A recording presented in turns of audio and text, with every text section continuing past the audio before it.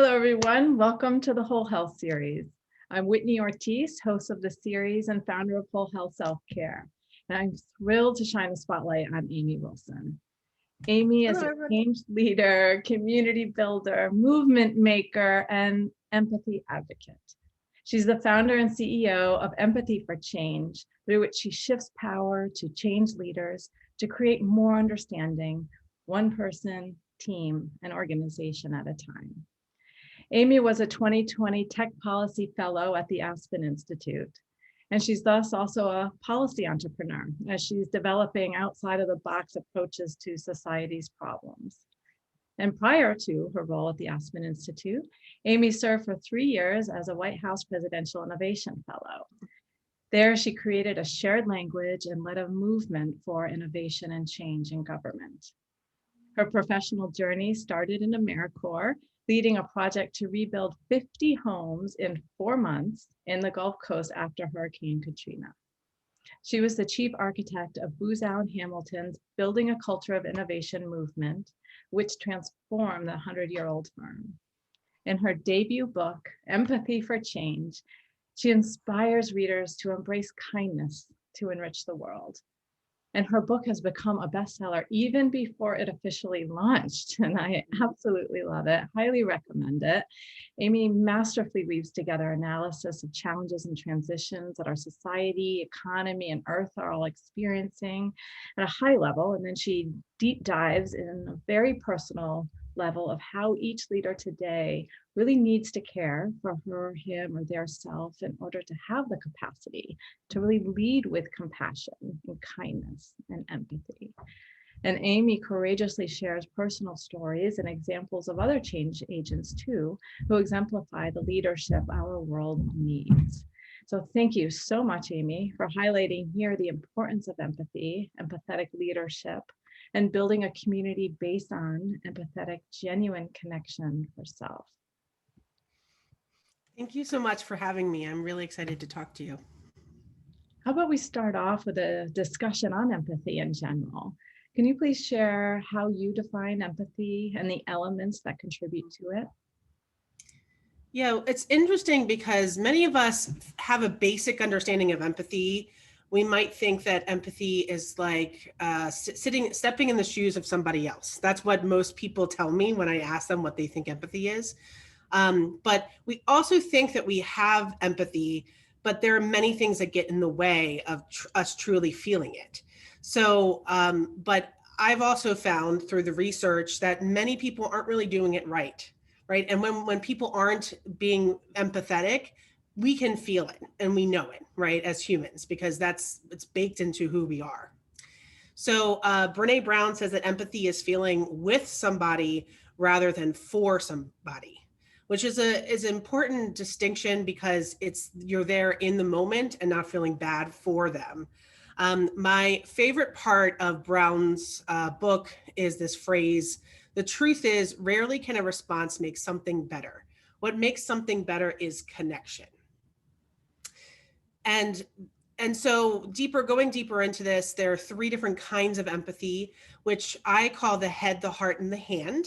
And those are actually on the cover of my book. It's a common theme that you saw throughout my book. And the head is called cognitive empathy, in where your mind is focused and you're focused on connecting with somebody else. It's a choice you're making. The heart is emotional or affective empathy, connecting on the emotional level, and the hand is called compassionate empathy. That is where we get into a place where we are able to help if needed. It's not saying we're acting, but we're there and helping, there to help if needed. So these are really important things to understand and increase empathy in the world. So I actually have a passage from the book that I'd love to share, unless you have something to offer. Oh, please do. Okay, so here's my working definition of empathy, which incorporates all 3 of the definitions into one. Empathy is responding to the thoughts and emotions of others with a purpose of meeting each other's needs. If our bodies are wired for human connection, empathy is our beating heart. Embedded in this definition is the belief that empathy must include all three elements, the head, the heart, and the hand, to be truly effective and live and build a better world. This deeper definition of empathy is an important distinction for various reasons. It increases compassion for you and for others. So empathy has been perceived to lead to burnout and compassion fatigue, especially among healthcare workers or people who work in vulnerable populations who are surrounded by emotional experiences with people.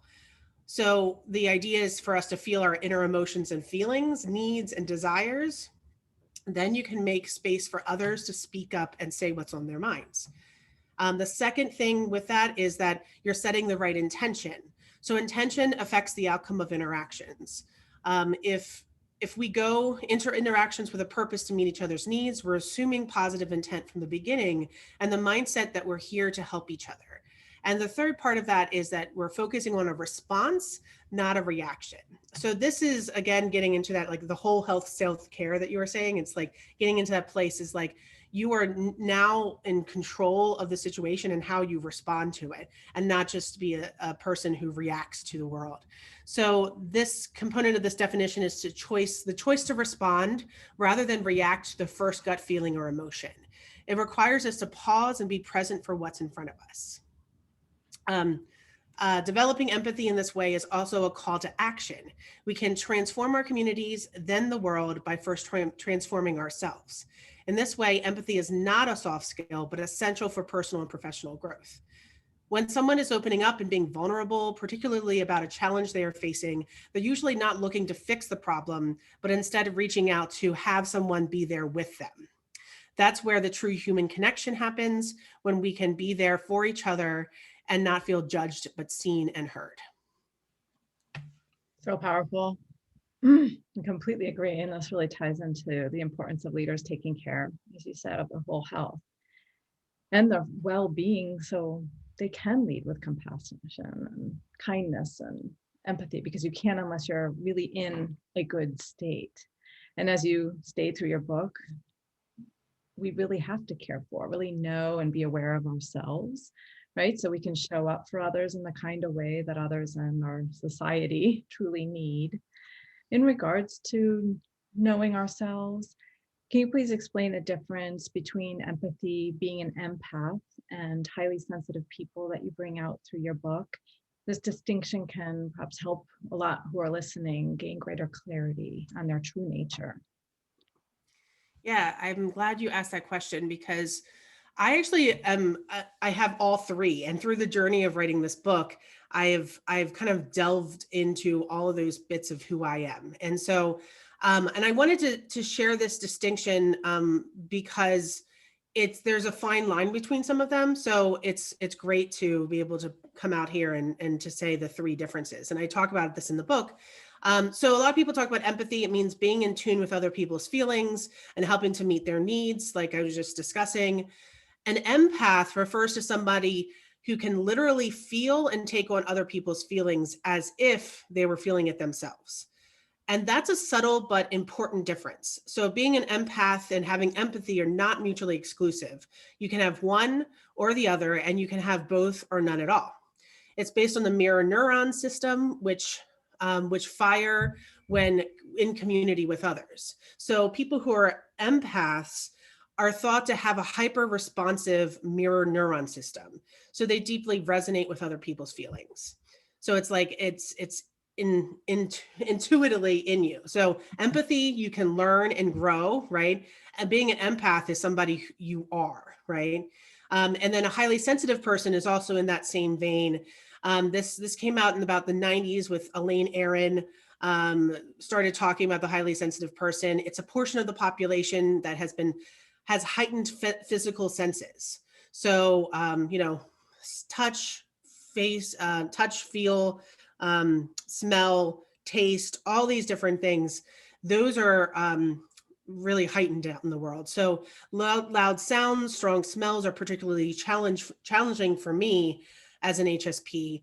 And it's made it difficult for me to cope with the world, yet I view it in unique ways. So when you feel things deeper, you often see things that other people might not see.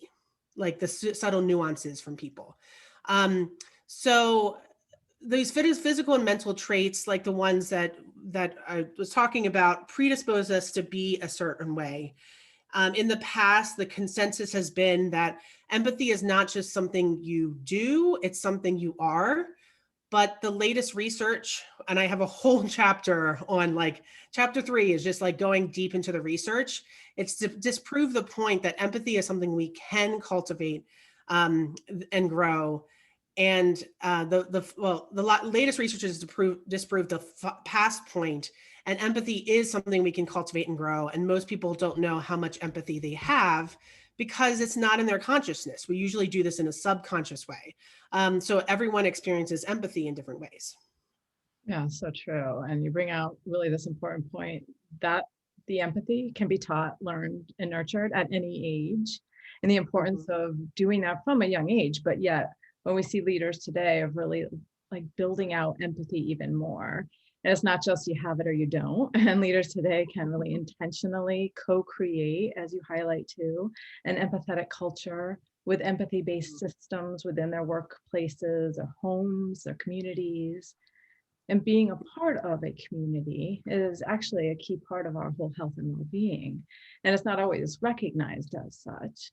Can you please talk about what role community plays in that personal transformation, and then how that connects to the type of leadership that humanity and our earth need?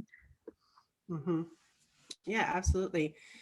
So one of the stories I bring up is this time when I remember when I was feeling truly held, heard, and seen. So I've only had that about 3 times in my life, and it really made a difference. So one of those times happened in May 2015, but it set me on a path of personal transformation. So I needed to confront an unmanageable life of working 80-hour weeks, of in management consulting. I was battling depression and anxiety and addictions to work, food, and sex. And I was numbing out. It was a really hard time for me, and it was a transitional year. But after hitting a bottom, I opened up to my sisters on a trip to Peru. And in 2015, I joined a community called Adult Children of Alcoholics. And also it's for dysfunctional families too. So it's a 12-step program. Previous ones have been steeped in very religious side of things. This one's a little bit more spiritual, and it's focused on trusting the universe than God themselves. So it's about recovering from the learned behaviors that we've had as a child. And I think almost everybody should be in this because we have learned so much dysfunction in the world. I have chapters where I talk about our workplaces are dysfunctional, and how do we get out of that. And I have another passage here I'd love to share about ACA. ACA, or Adult Children of Alcoholics, is specifically about undoing the effects of dysfunctional or alcoholic homes in a community setting. The focus for these meetings is called emotional sobriety, which is to make sense of a troubled past and to change and live a better adult life with healing and change at its core. Denial is a big part of the life of an ACA, and it revolves around the 3 dangerous rules. Don't trust, don't feel, don't talk. Tony A., the founder of ACA, says, this program is about learning to love myself and then others unconditionally, where I can trust and love me and I can trust and love others. Being a member of ACA did 3 things for me. It provided a safe space to share my feelings, be vulnerable, and know that I'm not alone. Number 2, it connected me to people and guides called co-travelers and sponsors who can help me on my path to healing. And that's called recovery. And growth, called emotional sobriety. It also taught me to have self-compassion and empathy for the process and for others. It set me on a path for self-discovery and true belonging. It's easy as humans to not feel like we belong in a community, but we so desperately need it as part of the human condition. A community can help you find your true identity and lead you to a new level of self-acceptance. I bring up the ACA program because I think many of us are surrounded by dysfunction in the workplace, at home, in our politics, pretty much anywhere we go. we may not know or be aware that this is happening to us because we're so used to being treated this way. We have the ability to change ourselves if we let it happen. As American psychologist Dr. Wayne Dyer says, change the way we look at things, and the things you look at change. And I believe this is through our emotions, our heart, and we need to dive into ourselves to change, and then a whole new world will open up with us. And it's through vulnerability and the courage to stand up to the world's dysfunction that makes us powerful beyond measure. We can stop the cycle of dysfunction for future generations, paving the way for less struggle and more joy. So in being an ACA helped me step out of the darkness to build awareness and, most importantly, have compassion for myself. Finally, it helped me to get myself into a place where I can continually evolve myself. And I've kind of modified some of these steps of self-improvement from ACA. And the first one is, number one, realizing you're unhappy and you want to change, getting out of that denial space. 2, explore your past and connect it to the present. 3, share with other people. 4, challenge internal assumptions and beliefs. Keep the ones that serve you and discard the ones that don't. Number 5, learn new skills. And number 6, live with continuous improvement in mind. There's so much rich content where, I mean, I literally was highlighting every page, and I know that so many readers out there will too. Oh, I love your mug. I love your mug. And this is so right with the messaging in this book. Like, know your superpowers, which is empathy a lot. And as you say, as an empath, be highly developed and acknowledged and valued innate skill, like things that come with us that we sometimes just have to nurture a bit and encourage others to demonstrate of any age, and really to stand up as a leader wherever you are, whatever hat you wear, to say, like, now is the time. We are going through such transitions. So I just applaud you, Amy, and I love your mug, and how we can all move forward better as a community, really global community. How can people follow your work, access your book, and continue with you on your journey? Yeah, my book is available wherever books are sold. So you can go online. It's available on Amazon. It's available in Barnes and Noble and Apple iBooks, I think. And so I also have been doing, you can follow me on LinkedIn. Amy J. Wilson is where I am. And on social media, I'm at Real Amy J. Wilson on all the other social medias. So you can find me there. I am going on this wild journey. I didn't tell this to you before, but today I'm publishing, my Forbes article was published. So I'm published in Forbes, which is awesome. So there's lots of content that's going to be coming out in the next few months. And so reach out to me, go to empathyforchange.com. That will take you to my website where you can learn more and read some case studies, other resources that I've put out from the book. So I'd love to have you read, and then reach out if you want to have me come talk or engage with you or coach you. I'm available for a lot of things. I was just going to get to that. You're open for having organizations and companies come to you to say, we need to revamp the culture here. And as you have so much experience and expertise within government, the private sector, the non-private sector, how they work or don't work together. So you operate also at the nexus of all of that and can make such unique connections between individuals and people and entities. How are your plans evolving as time unfolds in that space for people to come to you and ask for your advice? Yeah. Certainly there's contact information on my website. You can reach out to me on any social media. For me, what's been really interesting in this journey is that the work that I have been focusing on, I have a framework called the heart, the head, the hand. And it's really about this kind of co-creation of a new culture of an organization. So what I think about is trying to, it's hard for you to change your mindset sometimes from a place of being like, okay, this is where all the policies, this is all the things, right? Like sometimes somebody's told me once that in human resources need to be human again, right? So it's inserting that humanity that should be in human resources instead of just like checking the box kind of thing.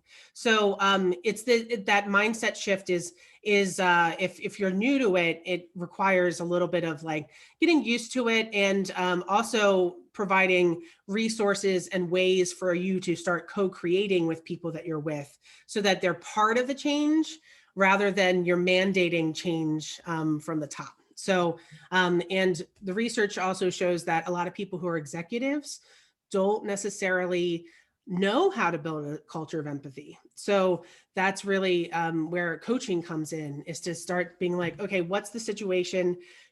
How are we here? How do you get your mind right so that you can make a commitment to it? Because it does involve a commitment from the leadership perspective to really change that. If you're in an organization that's new, that's not new, right? Booz Allen Hamilton was a 100-year-old company, right? So you have to kind of like see what was there and then see where you want to go. Like, what is your theory of change is what I talk about in the book. And you may be working with those who may think they're empathetic, but in reality, their actions may not be as empathetic as they could be. There are so many biases, there are so many older ways of doing things, top down instead of participatory, demand driven, co-creating. And when you come in, as anyone listening may be doing within their own organizations or businesses, to try to bring about change and really cultivate that empathetic way of doing business nowadays, you come up against roadblocks, right? You come up against resistance. And your whole book is like a call to action to say, you've got to push it. We as a whole world have to continue to push through. What's the alternative?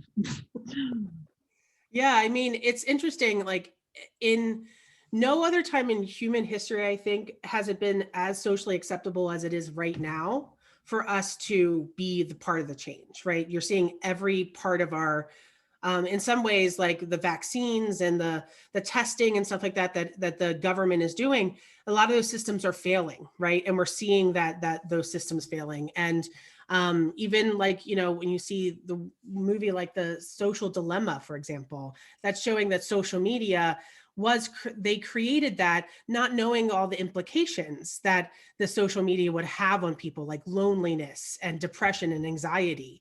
And as with the deplatforming that was happening recently too, with some people who are extremists. So I think we as a society are ready for a change and really want to need to push forward, but we can either choose a path of narcissism, which we have done a lot in the past, or the path of empathy.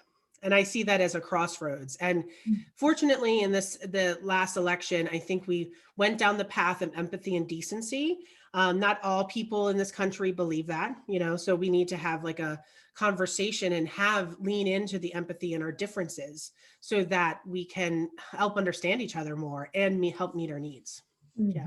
And you offer great examples of leaders who are doing that and will give inspiration to others out there who are ready to take a more visible, powerful, strong role in building out cultures of empathy throughout. Yes. So thank you for all of that call to action and all that you are doing so broadly, from speaking to advising to writing to sharing to engaging in such a participatory, open way. You yourself are such a beautiful superwoman, as you have your mic to say. So grateful that you've taken the time to share with us too here. Do you have any final words before we close?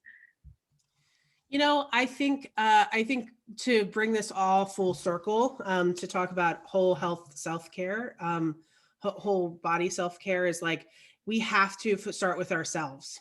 And, a lot of folks talk about, they are, when they're angry against it's like us versus them mentality that happens in the world, is that like, we have to start looking at ourselves and being like, okay, everybody's human. We can't start, demonizing other people. So we need to kind of start coming together and start seeing, okay, how do we start with ourselves, and how do we then show up in the world in a different way? So I think that's so important. And thank you for lifting my voice, and then of course other people's voices as we go into this journey together. Thank you, Amy.